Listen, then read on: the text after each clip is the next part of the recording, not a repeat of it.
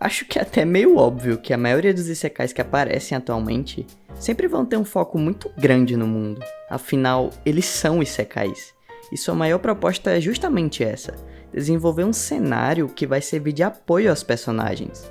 Desenvolver um lugar que vai ser o principal motivo para o consumo daquela história, onde as pessoas vão poder usar de porta para interagir, discutir ou mesmo citar suas opiniões sobre aquela determinada obra.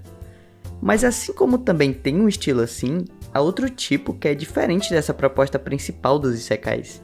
Há outros tipos de animes que fazem o oposto. Eles absorvem o máximo possível dos seus mundos e os desenvolvem sutilmente ao redor dos personagens, de uma forma mais suave e mais por trás.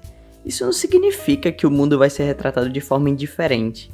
É claro que nessas obras o mundo também é importante, mas ele é mais usado como um palco, um lugar onde vai sustentar os motivos e os obstáculos dos personagens. E no fim de cada episódio em animes assim, sempre vai terminar com um foco maior nos problemas ou mesmo nas reflexões pessoais de algum deles. E não tem nada de errado com esses estilos, você pode gostar de um ou gostar do outro. Um bom world building pode sim ser um ótimo agregador de qualidade em qualquer obra, e tem muitos estúdios e produções que focam em pequenos detalhes nas criações de seus cenários, o que é ótimo, fazendo animes marcantes visualmente e tornando esses estúdios sempre lembrados por isso. Mas claro, também há outros que gostam de representar bem outros tipos de padrões. Padrões que usam o mundo apenas como artifício para o desenvolvimento ainda maior dos personagens, que também vão nos marcando, só que dessa vez de uma outra forma. No fim, esses estilos sempre se encaixarão melhor quando você olha a partir das suas obras principais, e só depois das suas adaptações. Isso é bom não só por trazer uma maior diversidade, mas também não significa que um bom mundo vai sempre ser o primeiro passo, o foco principal, como Isekai faz. Quer dizer, menos alguns. Tem adaptações que vão na contramão desses princípios que disse aqui, e que esses sucessos vêm muito justamente por motivo de ser algo fora do padrão para esse gênero, e Re:Zero é um deles.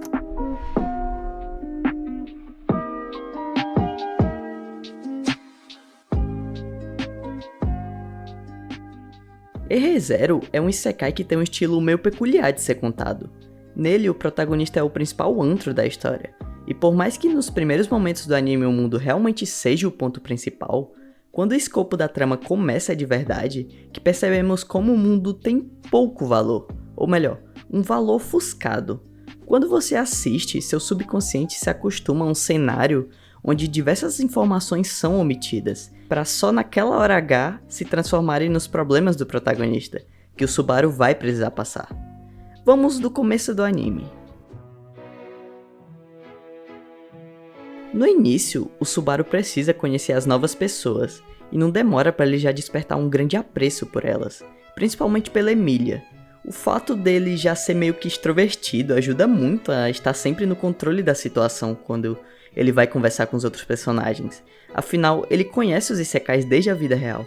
Dá pra perceber isso com várias piadinhas que ele faz no decorrer dos episódios sobre ter acordado ali, em um novo mundo. O Subaru basicamente sabe o que aconteceu. E ele não precisa esconder isso. Quando o primeiro obstáculo inicia, o primeiro ciclo que ele precisa resolver, nós podemos ver melhor como é a proposta de Re:Zero por si só, que já é algo meio adverso.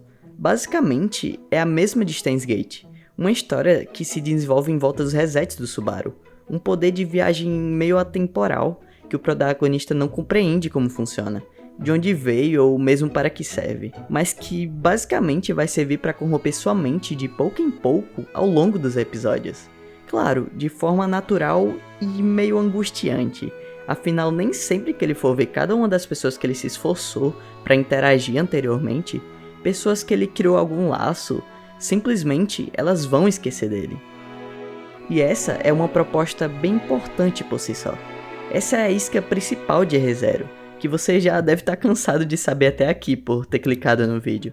Mas o que torna isso tão diferente de um isekai simples, ou melhor, como esse fio foge do gênero que ele participa? Esse poder que o Subaru tem começa a deixar ele preso em alguns ciclos.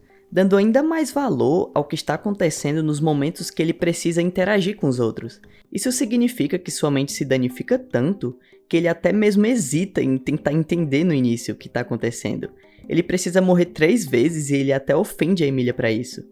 Mas com o passar desses ciclos de forma torturante, com muita dor física, a gente pode se ligar melhor aos principais motivos dele, que é salvar as primeiras pessoas que ele conheceu, e tentar dar um fim a tudo deixando o mais normal possível. A Emilia foi roubada e mente para alguém que acabou de conhecer. O Peck se incomoda e ajuda a Emilia. O dono da loja muda de visão com eles por terem salvo sua filha. A Feltio basicamente vive de forma precária e sua única família é o dono da loja de saques. Todos esses personagens são desenvolvidos a partir dos acontecimentos que envolvem o Subaru, a partir das suas escolhas de tentar solucionar o que está acontecendo, de uma forma diferente em cada uma das linhas temporais. E claro, fazer tudo isso não é nada fácil para ele. O mundo de ReZero age sobre ele de forma até que impiedosa, afinal ele não tem a menor noção do porquê disso. Ele vive e age basicamente como se fosse um rato de laboratório, tentando vencer um destino que sempre intermeia e comanda suas relações com esse mundo. Essa situação desesperadora vai piorando a cada arco à medida que você assiste o anime. O anime vai ofuscando cada vez mais as informações do mundo, delimitando nosso espaço de visão, enquanto vai jogando forte as consequências no espectador. Eles tentam mostrar que, ok, você não entendeu o que está acontecendo aqui, mas está acontecendo. Se a gente ainda for levar em conta as próprias magias ou a cultura da cidade, elas mal importam. O que vai importar no fim é o objetivo do Subaru e como ele vai salvar todos no palco que ele vai estar, que pode ser a casa de saques, a mansão ou seja lá o lugar que ele esteja. Sempre enquanto ele passa por essas provações, suas consequências o farão descobrir ainda mais da vida de cada um, desenvolvendo-os a partir do próprio Subaru. E no próximo arco, o arco da mansão, isso pode ser ainda mais perceptível, e de certa forma ainda melhor, porque vai culminar em algumas das melhores cenas dessa primeira temporada. Nos primeiros dias que ele conhece onde vai ficar, a gente já percebe que será um lugar bem pequeno, um lugar estreito com vários quartos, uma mansão onde no máximo ele vai sair poucas vezes. O que importa nesse arco não é o universo inteiro de ReZero, mas basicamente os obstáculos que tem na mansão, que vão envolver principalmente a relação com alguns dos personagens, muitos que o Subaru acabou de conhecer. Primeiramente, ele precisa se tornar confiável para a Ren, para que ela não estrague tudo matando ele no 4º dia. Depois ele precisa se preocupar com as pessoas da vila, sobre como os Majus ali perto podem começar a atacar todo mundo e ser um problema, além de até poder levar uma maldição no Subaru. O processo para chegar a essas respostas é bem lento, mas acontece, dessa vez de uma forma bem mais dura para ele. Esse arco é formado com provavelmente os melhores personagens da série, no mínimo os mais conhecidos, e a interação com cada um deles é muito importante. O Subaru precisa entender melhor sobre trabalho doméstico, para conseguir ficar confiável, que é um dos objetivos dele com as criadas. Ele precisa conversar muito, muitas vezes diálogos repetidos e até estudar repetidamente nos dias. E todo esse processo de repetição dos dias é bem melhorado quanto foi do primeiro arco. Dessa vez tem diversos clímax que nos ajudam a sentir o impacto na cabeça dele, como no dia que o Subaru nem sequer sai da cama por simplesmente nem aguentar mais, o que obviamente não resolve nada, mas pelo contrário. No final ele se vê atrás de um penhasco, sem escolha, a não ser aceitar a própria morte.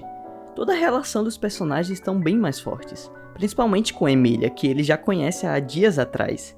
Mas o fato desse arco sempre se repetir no decorrer dos dias, aprofunda ainda mais os outros personagens, até para quem está assistindo.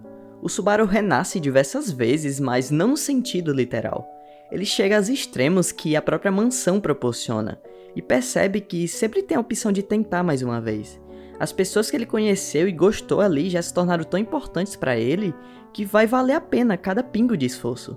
Tem uma ótima cena que inclusive representa isso na sua última tentativa. Ele só consegue se acalmar e seguir depois de desabafar o que estava sentindo no colo da Emilia. A gente pode ver como ele estava se sentindo bem solitário, mas não só isso. Também representa que as pessoas dali não são as únicas que precisam dele, mas que ele também vai precisar delas. E o final do arco entrelaça e sela os laços com todos eles, principalmente com a Ren. O passado dela reforça toda a importância que o Subaru se tornou na sua vida. É até engraçado como um dos principais vilões desse arco, que há dias atrás era um grande empecilho, acaba no fim do lado do protagonista, só que agora até chorando pelas palavras do mesmo. São esses extremos entre estar completamente feliz ou completamente fora de si que os ciclos do Subaru podem despertar nos personagens, graças às suas escolhas. Em todo o fim desse arco nos é mostrado um lado muito mais profundo das pessoas ali, e é nessa hora que ReZero pode ser entendido como algo importante. É um processo de recompensa após tudo que aconteceu. O anime nos faz se apegar ao protagonista, ao sofrimento e à forma que ele passa por tudo isso, mesmo sendo igual a gente, humano e bem natural, dentro de um mundo que não dá tantas chances de opinar. É essa que é a base que comanda ReZero. Não é só o Subaru, mas nós se apegamos ainda mais àquelas pessoas pelos olhos dele, em vários tempos premeditados pelo roteiro.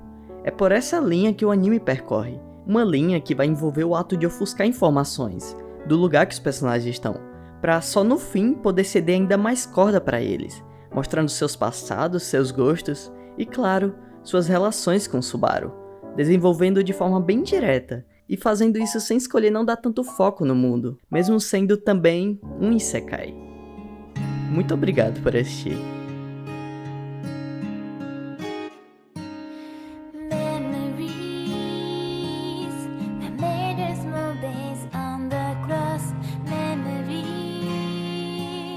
Pictures and pictures of mountains and flowers.